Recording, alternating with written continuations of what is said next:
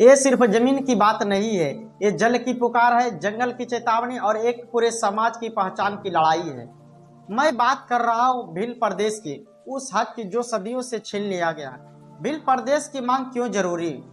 मध्य प्रदेश, राजस्थान, महाराष्ट्र, गुजरात और छत्तीसगढ़, इन राज्यों के आदिवासी इलाकों में इन दिनों एक ही नारा गूंज रहा है, जल जंगल जमीन हमारा है। और इसी नारे के साथ उठ रही है भील प्रदेश की मांग। सवाल उठता है, आखिर ये भील प्रदेश है क्या?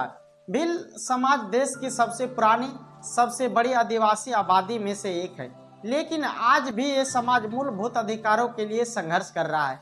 बिना पट्टे के जमीन, वन अधिकार अधिनियम के वादों को टूटना, खनन और उद्योगों के नाम पर जंगलों की कटाई, इन सब ने इस समुदाय को अपने ही घर में बेघर बना दिया। मैं जो कहना चाह रहा हूं, हमें सत्ता नहीं चाहिए, हमें हमारा अस्तित्व बचाना है, हमारा स्वाभिमान बचाना है, हमारा जल जंगल जमीन बचाना है। और देखा गया देश के अंदर आदिवासी समुदाय जल जंगल जमीन की बात करता है तो उसको नक्सलवाद का ठप्पा दे दिया जाता है। हमने पीढ़ियों से जंगलों की रक्षा की है, सरकारें आते जाती है पर हमारा हक नहीं देती है।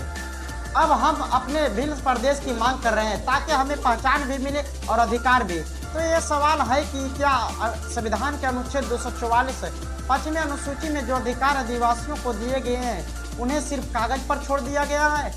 क्या विकास के नाम पर आदिवासियों को उजाड़ना ही नहीं नीति है? भील प्रदेश की मांग पर राजनीति क्यों चुप है? राज्य सरकार हो या केंद्र, भील प्रदेश की इस मांग पर सब क्यों मौन है?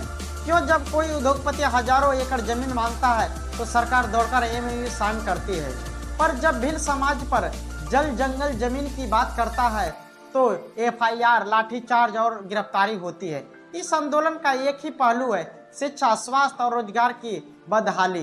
भील प्रदेश की मांग केवल क्षेत्रीय स्वायत्तता की मांग नहीं है, ये सामाजिक न्याय का सवाल है।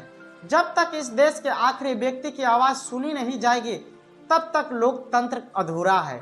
भील प्रदेश की मांग सिर्फ एक राजनीति एजेंडा नहीं है, ये इतिहास, भूगोल और अधिकार का संगम है।